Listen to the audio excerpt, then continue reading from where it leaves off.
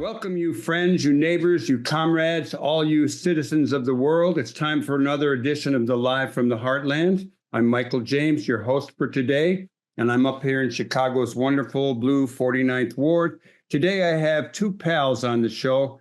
Actually, I have three. We're going to start off with our friend and Andy Davis and Jeff Biggers. And the two of them have worked together on a new book called Disturbing the Bones. You know, it starts out in Chicago and it goes to Southern Illinois. It's up in Russia and Siberia. It's going to be something else. Andy, give us a little overview of what your new book is all about. Well, it's, I think they're calling it a political thriller.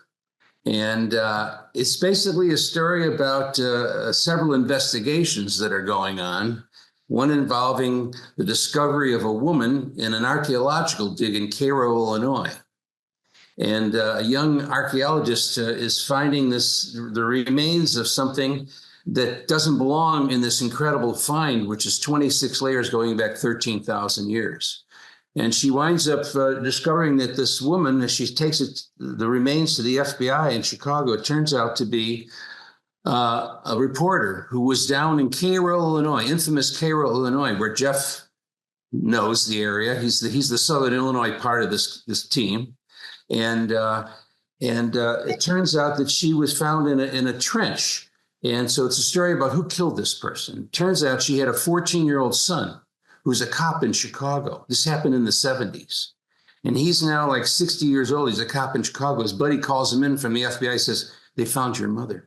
After all these years, not knowing it ever happened to his mom. So it's a very emotional story. And it turns out this young archaeologist, her grandfather was in the Klan. And his mother was involved in covering the disturbances in Cairo, racial struggles in Cairo for Ebony magazine. So there's a racial in the heat of the night kind of quality to it there. Jeff, you go on the rest.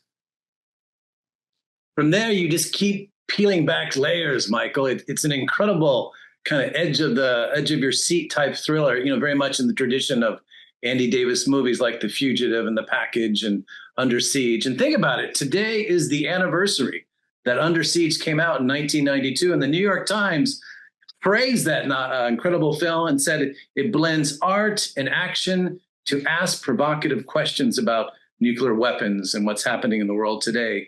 And that's exactly what Andy's doing with this new thriller. Well, it's getting some compliments already. A propulsive debut political thriller set in the aftermath of a global nuclear weapons crisis from the acclaimed filmmaker of The Fugitive, Andy Davis. Also, Michael Mann says a knife-edged investigation that morphs into a political thriller about a world on the brink. An ingenious page turner. It's also indigenous because it deals with the Native Americans. Good. I've been to the mounds down there. I had to pick up a friend who was incarcerated downstate. And, you know, I've been through Cairo a number of times. And I remember back when there was a lot of civil rights activity and Student Nonviolent Coordinating Committee was in there. I gave a talk at the University of Southern Illinois way back and roamed around the territory. Andy, what led you to write this? You know, most of your films, and I'm grateful and happy to be in some of them, you working off of someone else's book or script. This time, you talked to me a long time ago about doing this, and I assumed you were making a script. The next thing I know, you've got a book coming out with our friend Jeff. And talk about how this all came to be, how you decided to write a book first, and I assume and hope there'll be a film to follow. Well, it sort of didn't happen that way. First of all, I had an idea to do this story based upon this archaeological dig years ago. The metaphor being, we will be remembered by our missile silos, our bunkers. You know, when they scrape all the crap away after we blow each other up, right? And so I was working on this idea for a long time, and then I said, okay, I'll write a screenplay, and I experimented a little bit, and I found Jeff, and Michael's responsible in many ways for this book. All you Michael fans and Heartland fans, Well, I think you were both I on the met- radio show the same day, and that's how I you don't met. know how we met, but we were in the Heartland Cafe, which is a much deeper story in my own personal life. I'll tell you later. But anyway, so we started working on the screenplay together. Jeff had written this great book called Reckoning at Eagle Creek about his family's history with coal mining and mountaintop removal and the tragedy of. And he had this real in-depth understanding of Southern Illinois and what was going on down there with the Union Army headquarters, further south in Louisville, where Dred Scott was nearby imprisoned, right? Anyway, so we started working on the screenplay, and I got frustrated because, a screenplay's got to be tight. It's got to seem like it's working 2 hours, and you can't describe a lot of backstory. So I said, let's just write the novel. And that's what happened. And so we flushed it out, and each of us brought what we could to it, and kept going back and forth with drafts. And I was very grateful that this great wordsmith was able to help this kid with a Chicago public school education. That's good. That's good. And Jeff, you were some of the time while you were writing this, you were also writing your latest book in Sardinia, and you were living over there. And I think now you're back in Iowa, and Andy's out there in California. How did you work together on this? I mean, is it all due to the computer, telephone? Did you get together? What was the teamwork like, and the play-by-play, if you will? As we all learned during COVID, we certainly can work online very efficiently, just like we're doing now with Zoom. And so here's Andy in his office in California. I'm in my office in the Midwest, and we're really side by side working on the manuscript, sending it back and forth. Each of us taking turns writing on the manuscript, making different edits and changes. And, it's an incredible experience because you have two sets of eyes. You have two editors. You're constantly challenging each other on character development, on context. And what I learned so much. Punctuation, words. What I learned from Andy was the sense of pacing. To write a thriller really takes an incredible aptitude for understanding the pacing and the timing. And that's truly what Andy knows. And I think that's what we learned about working on this novel, is having two completely different views thrown into the same room, someone from Chicago, someone from Southern Illinois, and then we come up with this kind of storyline, which we really hope will not only entertain but challenge our readers. What's interesting is that how the characters grew. I had this cop from Chicago who lost his mother at 14, and this young archaeologist who went to Yale, but she's sponsored by the bad guy in the story, who's an Army Corps of Engineers master builder, bunker builder, right? And he's got these weapons programs going on, and so each of these characters sort of evolved. And what Jeff brought a lot to it was the kind of emotional inside of these people. Okay, so what happens if you're a 14-year-old kid and you don't know what happened to your mother? Did she run off? Did she disappear? Was she killed? Is she coming back? And in the story, it's very interesting. I grew up on the South Side. Michelle Obama was at the next high school at South Shore. I went to Bowen, right? And in the story, this young 14-year-old comes back to Chicago when his mother disappears, and there's this young girl in his class in the South Side, and she protects him from the tough kids. And now she's running for president, and she gets elected. And he's got to be her bodyguard in Chicago. So it's really woven into this Chicago fabric. And the thing is, the reason she gets elected, because she's a good candidate and she's running against a complete asshole, right? There's an accident. The Russians are testing these missiles. They can put a nuke anywhere in the world in an hour right now. And there's an accident that goes terribly wrong. It's being monitored where this highway is being built in Southern Illinois that the archaeologist is working on. To Scott Air Force Base, where in our story, they monitor all the Russian missile tests. And something goes wrong, and a missile goes off and kills 150,000 people one day in Siberia and Mongolia. Weeks before an election. And the world goes crazy. Say, this is insane. Not only these things can go off accidentally and kill us. So we have to get rid of them. And she says, if I get elected, we're going to have a big peace conference in Chicago where the atom was split in Hyde Park, right? And we're going to, and this general in Southern Illinois says, over my dead body, he's on Fox News. He's going, we can't give, this is capitulation. This is, we're giving it all up if we give away our weapons. So that's what the story's about. as it was in the package. So the package was an inspiration from a story point of view that story that was created around the arms treaty between Gorbachev and Bush. Yeah, I was going to ask you about that because in the package where you gave me a role that's my least favorite, I had to play a Nazi and yell, "Come and get it, you effing commies," and stuff like that. But I think in Stony Island, you were a despicable uncle. So you're very good at those parts. You've had me play bad guys and once in a while a cop. I'm waiting. And once I was a fisherman. We'll save that for another time. But talk a little bit more about the package and how that influenced this current, Disturbing the Bones. Well, I just thought the concept of, we have this dilemma. There's those people who argue, well, nobody's used these weapons since Hiroshima, and we've got this kind of stalemate going on. And now, with this tension in Ukraine and tensions with China and Russia, these little countries are saying, like Poland and other European countries, we need our own nukes. So it's getting crazier. So the generals are going to say, you think we're going to give up all of our nuclear weapons and let these other countries have them? So how is it that you can have a consensus of everybody giving them up? And if there was this terrible tragedy where you're witnessing this many people die in one day, and the coverage is mind-boggling, could it shift world opinion in such a way that the people of the world literally demanded the ending of this kind of insanity? Who did the research on this? I mean, there's a lot of technical stuff. Is that things that Jeff did, that you did, or you have other people helping you out? Jeff did both of it. Yeah, I think we both brought in our backgrounds, and so Andy's done several films that deal, of course, with the arms race and with the military and diplomacy. And then I brought in a lot of it of the background about Southern Illinois and the civil rights movement. Of course, Andy's worked on that quite a bit as well.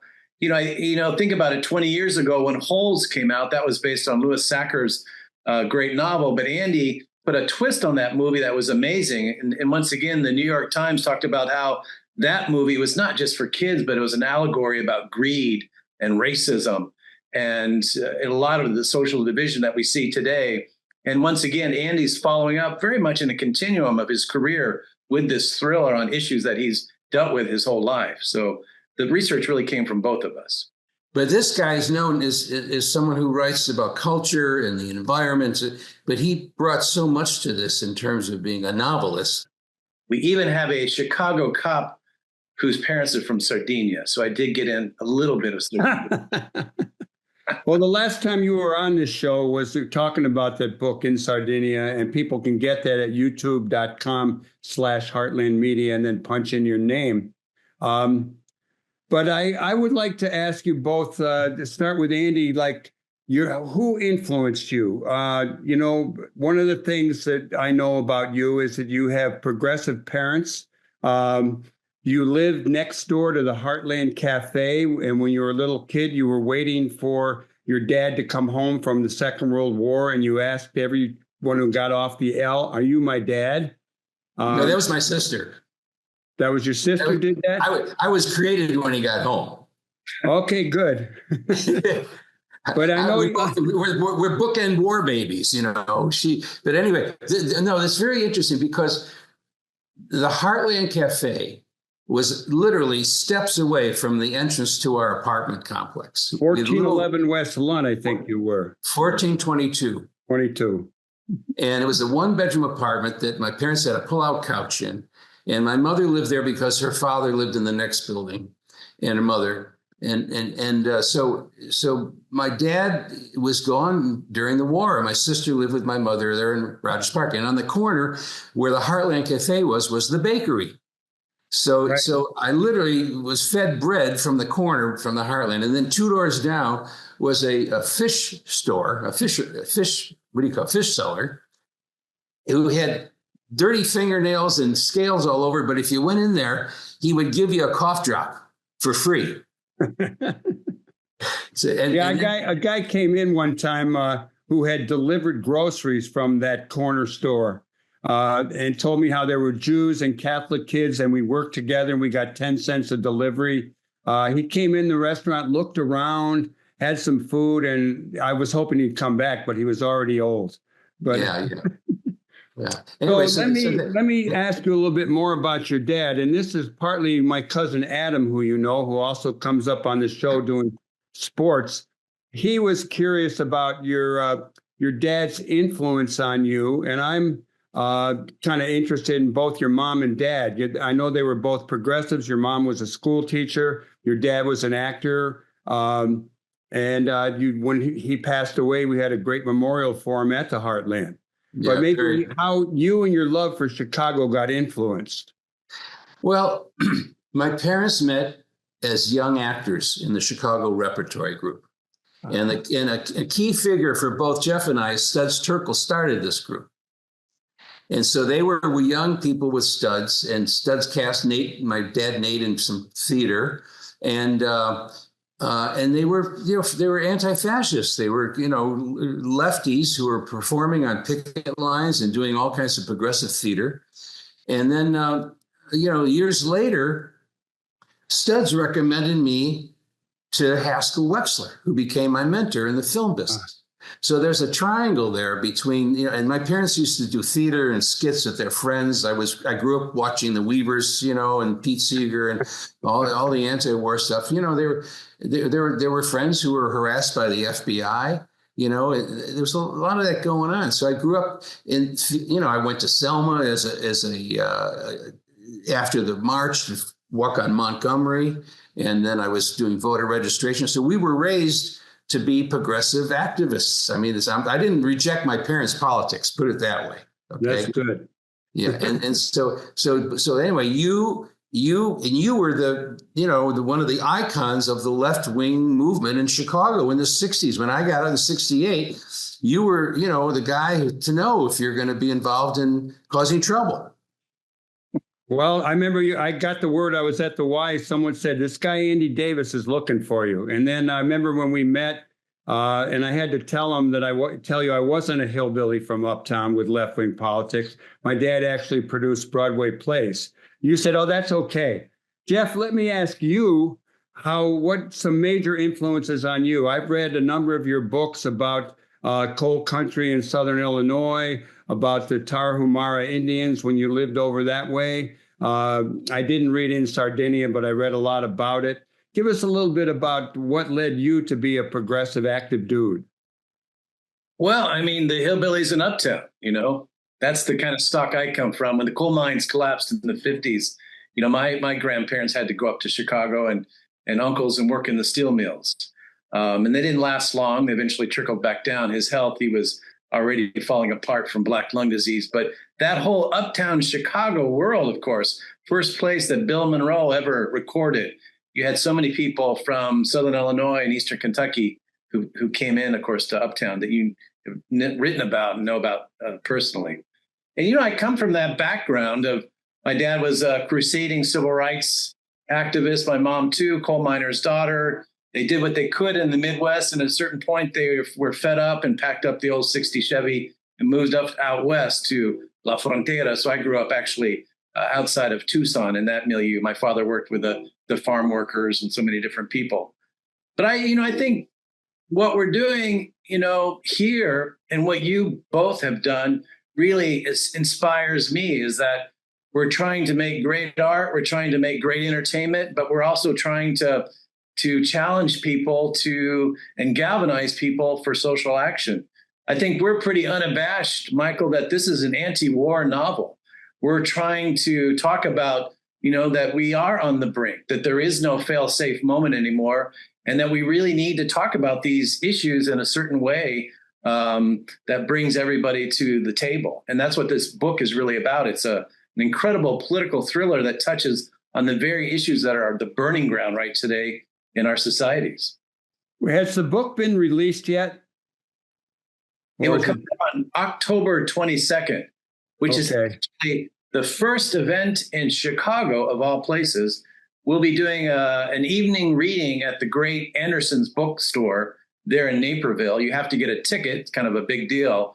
But at October 22nd at 7 p.m., we'll be at Anderson's bookstore in Naperville. And the Chicago writer Luis Urrea will also be there probably with us. Who gave us a great quote. I'm very looking forward to meeting Louis. And then keep going, Jeff. We got some great events in Chicago. We'd like to invite everybody who can come to. The next big one is going to be at Columbia College. Or before that, on Wednesday at Northwestern. We're going to be on Northwestern.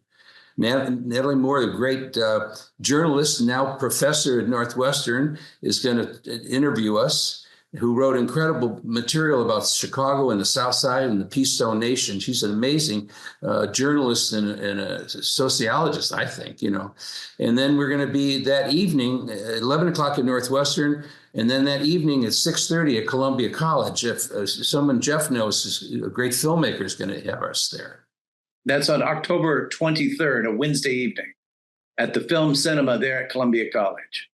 Well, on this interview, when we send out the announcement, we'll include the places you're going to be. We only have a couple minutes left, and I'm going to throw this question to Andy, but if you want to get into it too. And this, again, comes from my cousin Adam, who also has been in Andy's flicks. And he says, this year is the 70th anniversary of The Seventh Samurai by Kurosawa. And he says Spielberg and Lucas and others have credited this film as the inspiration for all action films today. And he was curious, Andy, to know what you thought of that. Well, you know, it's interesting. When I was a kid, my sister was in Madison and going to college, right? And I went up to visit her one weekend, and she was busy with her boyfriend or something, you know. And her boyfriend's buddies took me to the theater right downtown Madison. It was the Magnificent Seven with that Marlboro music, right?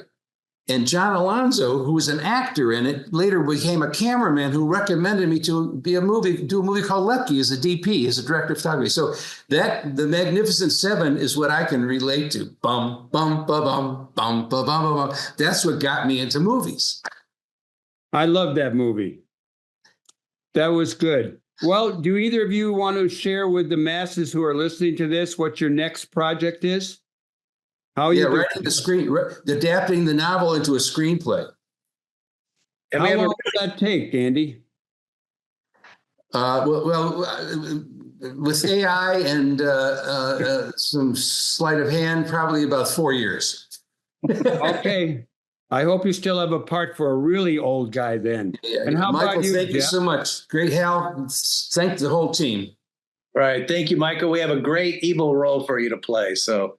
And the package, which Michael is in, is playing Saturday at 11 in the morning at the Chicago Historical Museum. The package, we're going to talk about the relationship between that movie and the novel, Disturbing the Bones. Yeah, everybody come see me play a Nazi. Oh, God.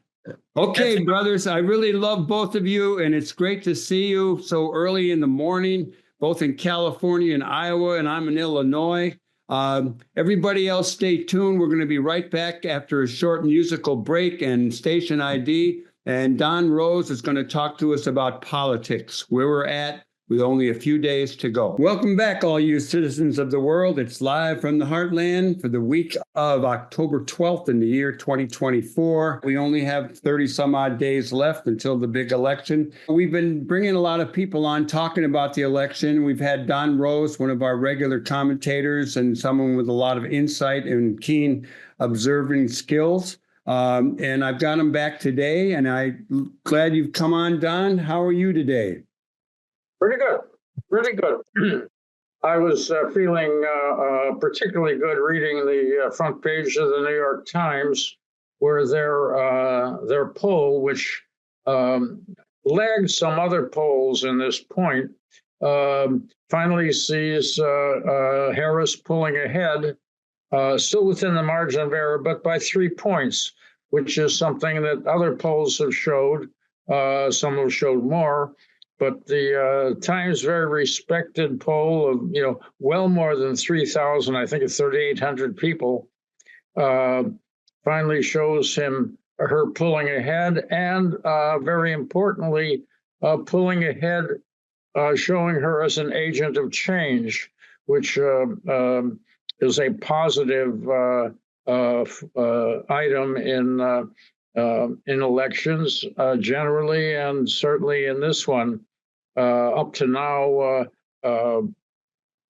Trump had been looked upon as the agent of change, and she keeps pulling up, which suggests that people are getting to know her and viewing her more positively. So this, I as I think I've said before here, I don't take full stock in any single poll or any couple of polls, but rather look for the direction. And this is a significant shift in direction in one highly respected poll. So it's a cause. It's a cause for if not elation, at least pushing us in the right direction. As you say, Harris is up 3 points over the other guy, and that's a good thing. Let me ask you about, it'd be great to have the presidency, but it would be also great if we had the House and the Senate. And, there's a lot of positive stuff about what's going on in both places. But on the other hand, we had, I actually saw it today in the Washington Post, and today being a few days actually it's the 9th of October when we're recording this, and they have a headline, Congress may be headed for an election day double flip. Let's talk about the House and the Senate, whichever you want to go first on. Tell us what you think.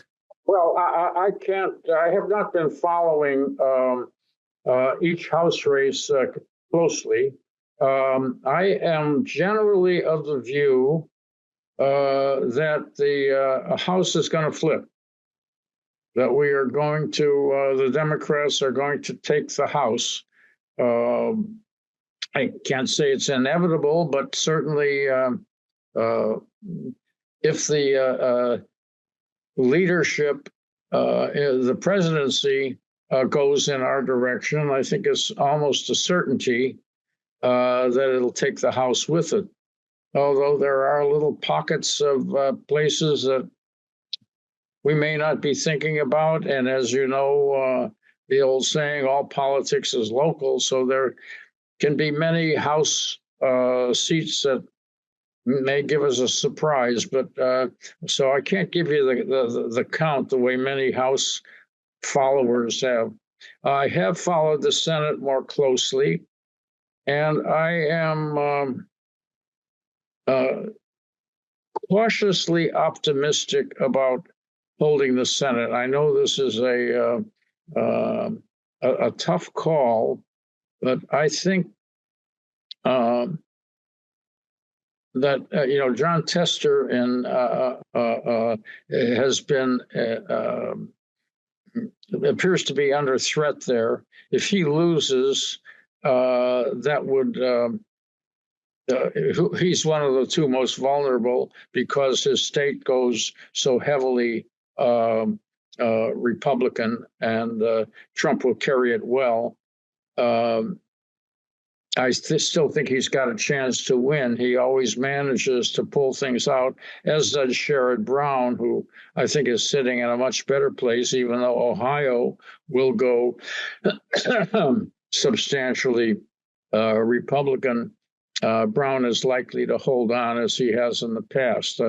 If I had to worry about Sherrod Brown, I'd be worried about the whole deal. whole deal. So there's Tester, but we also have some possibilities going around the country. Cruz is under serious threat. He's shown there's been a poll, I think, that shows him slightly behind for the first time ever that I know of. Florida has an interesting possibility, and I think it's possible that we could break even if Tester loses. We could pick up another one, replacing him, and possibly even pick up two. Now that's a highly optimistic call to make. I'm not ready to write it yet, but I'm leaning in that direction. So I am less worried about the Senate than some other observers are. Maybe it's just wanting a happy gut, but I still think that the direction of the leadership, is what counts the most for this. So Well, you've come out, with some hope for not only Sherrod Brown but for John Tester, and I like those. The one other thing that we're seeing also is a challenge to Tammy Baldwin. Some headline I saw: Eric Hoyte, or however you spell Hovde, campaign ramps up efforts to the tied Democrat to funding for LGBTQ care for the youth. And someone said it was possibly a toss-up. I doubt it. Any take on Tammy Baldwin today? Well, I've been optimistic about her all the way. So I don't know. We don't see here. We don't see the commercials that are being played in those other states. They're Right. just, Illinois is getting some, but we're considered a blue state, and we're not. They don't have to spend a lot of money in Illinois because we have a good, strong Democratic Party, which is not the best Democratic Party in the country. The way Wisconsin, I think, has the best state leadership among the Democrats with Ben Wickler. If we had 6 Ben Wicklers, we'd around the country. I think we could be assured of constant victory. Anyway, I can't speak to some erosion that's going on with her, but I have long felt she's not really very vulnerable there. And from the time she was first elected, an unlikely first election, where she was a big breakthrough by an openly gay woman. Yeah. Well, let's jump around a little bit. And you'd already talked about Ted Cruz, who hid in a closet during the January 6th invasion by the right wing. And he later took off during terrible weather to join and enjoy himself in warmer climes. And he is really being challenged by Representative Colin Allred, who was a pro football player, a lawyer. He became a congressman, which he is now. And I know Beto O'Rourke, who has been a guest on this show, who just barely lost to Cruz last time, has been full tilt working for him. And the other one that's interesting, there's 2 more that I'm going to bring up. We got Rick Scott in Florida, is really a terrible guy, and he is being challenged by Democratic Rep. Debbie Mucarsel. That's Mucarsel, Mucarsel-Powell. And then we got a kind of a long shot now. We have an independent labor candidate, union leader in Nebraska, challenging Senator Deb Fischer. And doing well. Yeah. So those 3, those are some good shots. All 3 of them, I imagine. Yeah, and as I say, I think any one of them would be the compensation for losing Tester if we lose Tester. And would be the eliminate the need for a vice president's vote if we picked up an extra vote or 2 there. So I'm as cautiously optimistic about the Senate as I am right now about the presidency. As I say, cautiously, or perhaps I might say nervously optimistic. Now, what does concern me, which I wrote about this week, is that however well some of these campaigns are doing, external forces out of our control represent a potential danger. And I think particularly of the Middle East situation. Yeah. Um, the one piece of bad news that came in the last week or so is that in at least one poll, we've fallen behind in Michigan, and that seems to be due to the pro-Palestinian voters and the Arab population there, Middle Eastern population, Islamic population, whatever you want to call it, not wanting to vote for Harris, which is understandable in one way because they feel they've been pretty well ignored by the White House. Yet, on the other hand, it's even more suicidal for them to want to see Trump in. And if there's this contradiction there. Now, Well, who went up there the other day was Jill Stein, and who could play a spoiler role. We have our friend Paul Draus, who teaches at the University of Michigan, Dearborn. He's been on the show. He's coming on in another week or so, well, 2 weeks, I think, to talk about Dearborn, where he lives and is observant. But it really, I've said earlier on this show that I really doubt that the Palestinians and the Arab community are pretty smart politically in a lot of ways, and a little bit surprised that they would talk about not supporting Biden. But that raises the whole question for all of us about having to move to the center kind of thing. We're supporting these policies and these candidates that really fly in the face of some of the things we believe and think ought to be on the table. And I was going to ask you about that. Here we are rooting for Harris, and I clearly vote for the Democrats over Republicans. And it gives you, with Democrats in power, it gives us time to maneuver, to work with people, to bring pressure from the streets, et cetera. If the Republicans are in, it's a whole different story. I'm starting to ramble, but you know where I'm going. Yeah. Well, it's, Biden turned out to be a far more progressive president than he was a candidate. But he didn't get credit yet on it. It hasn't helped him. Part of that is he's always been a bad communicator. And, he's really been, when we look at it, a bad candidate.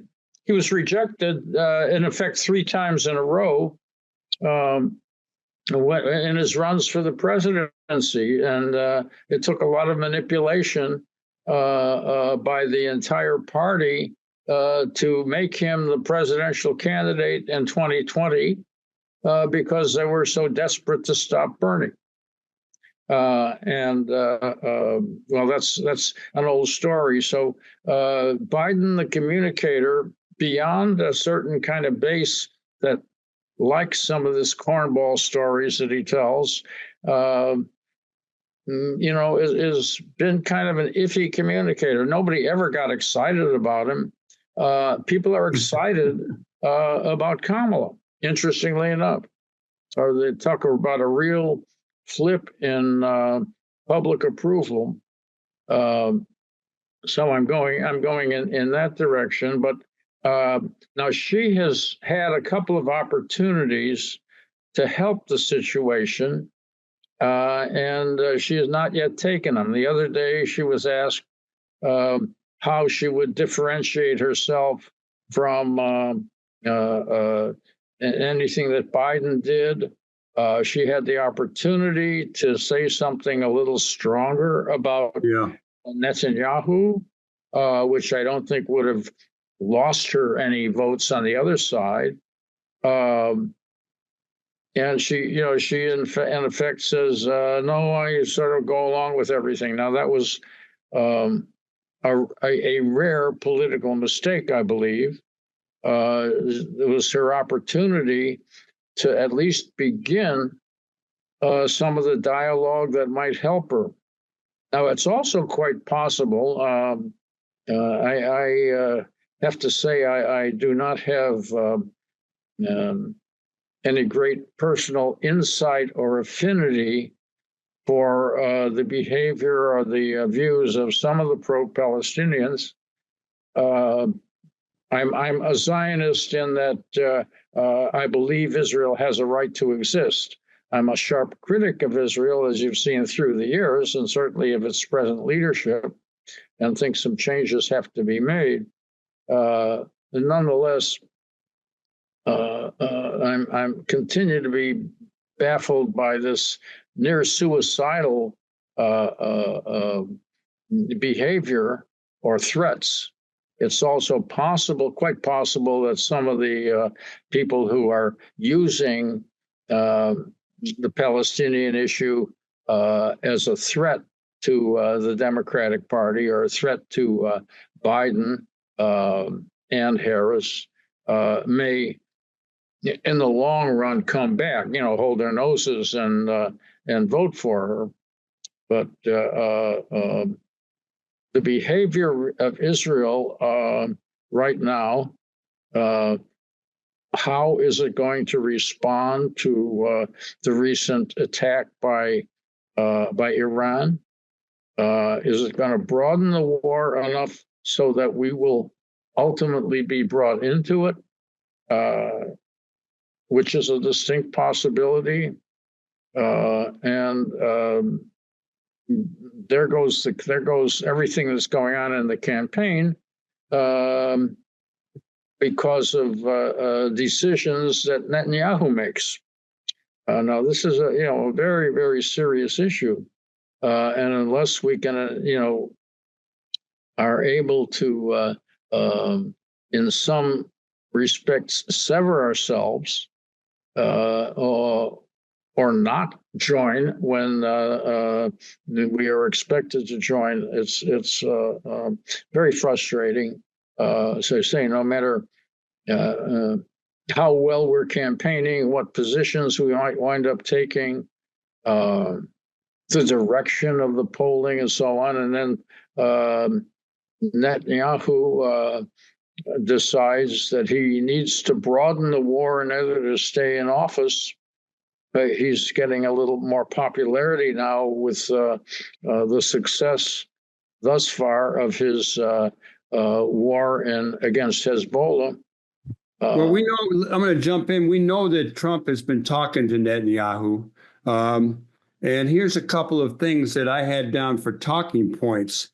House Republicans assail university head for negotiated end to Gaza protests. It's an older article, but it was about Northwestern president being a lightning rod for Republican-led committee hearings. Israel's war on Gaza is like 1 year old today when we're recording, and Biden administration, is he seeking de-escalation or driving the Middle East war?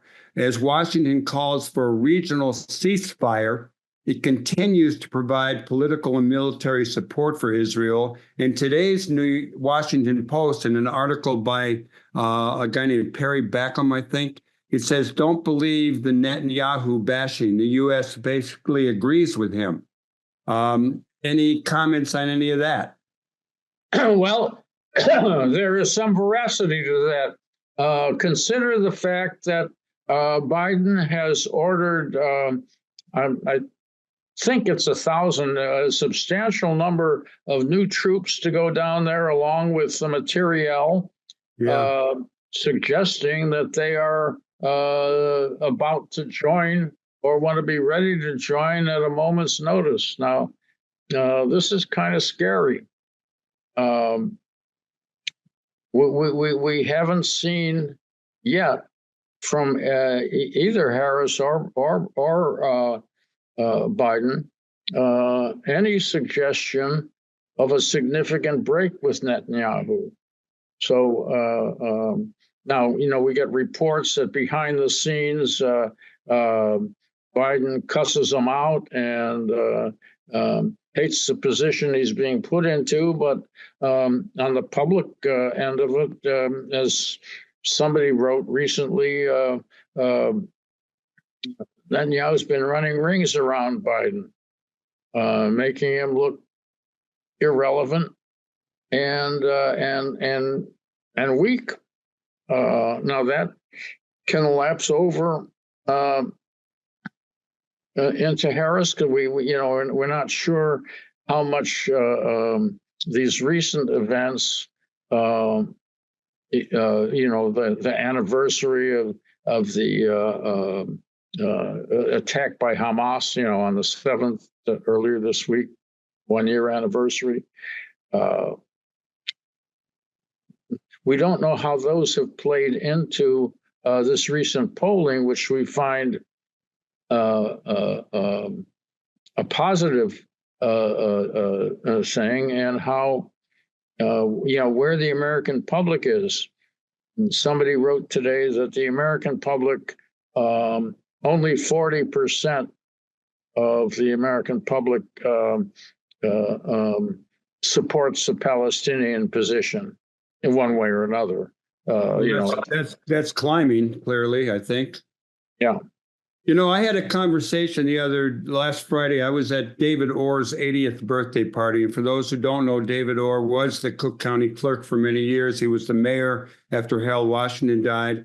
And I talked to Jan Schakowsky, my congresswoman, and a very progressive woman who used to be pretty pro-Israel. And then at some point, even with Palestinian demonstrators coming on the scene wherever she was, she's very good in talking to them. And she's going to come on the show soon. But what we talked about was the danger of this situation for the future in Gaza, in the Middle East, and, the West Bank, through, the Palestinian world. You've got people who for the next 2, 3, 4 generations are going to be PO'd about this and in conflict with Israel unless something drastically happens.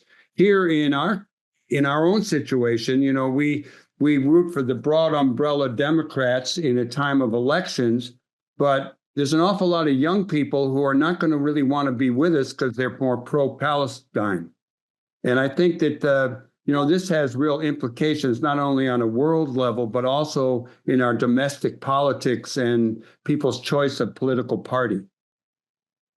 Well, that's very true. And as I say, earlier, the potential defections in Michigan, which is a very necessary state for us, are very concerning. And it's over that issue. And we know that the mistakes that are being made in Gaza with Hamas are just, we're not anywhere near defeating the concept of Hamas. They used to, our side used to say you can kill the revolutionary, but you can't kill the revolution.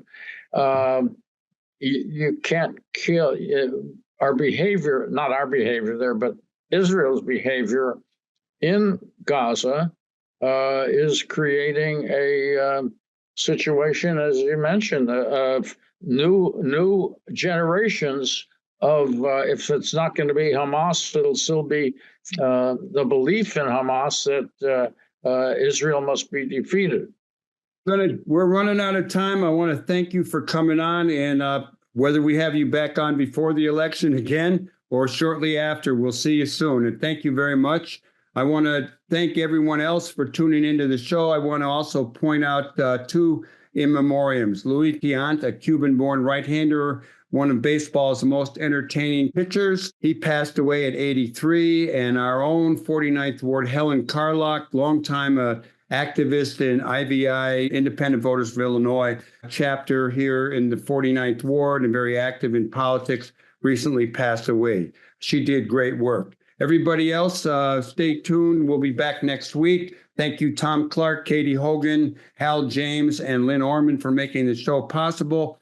And for Don Rose, for Jeff Biggers, for Andy Davis, for Hal James, for Michael James, all of us together do good in the world because the world needs all the good we do. And together we can make some big changes.